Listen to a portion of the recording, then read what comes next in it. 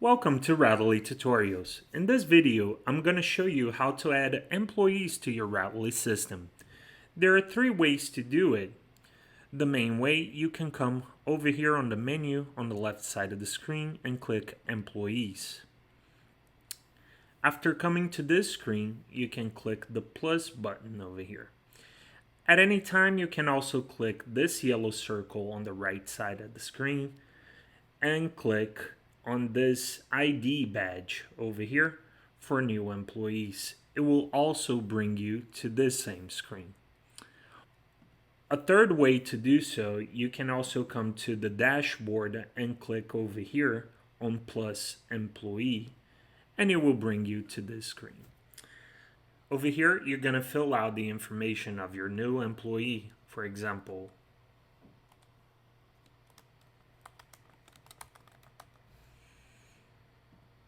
in here, you're going to put his phone number,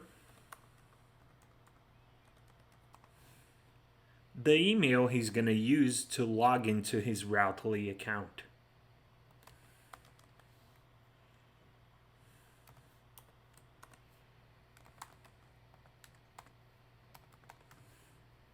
We recommend you to assign a color to this employee so you can color code it. And this information over here is only necessary if you want to fill out. After that, you can click to send to QuickBooks or not and click the Save button. After creating a new employee, he's going to show up over here in the Employees page. Then you can come to Actions, New Credential, and fill out the email and password he's going to use to log in.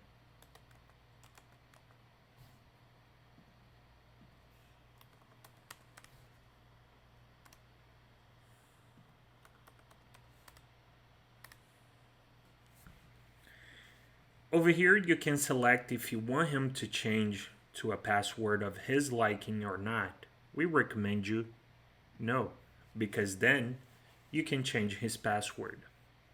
This area over here is to show if the employee is active or not.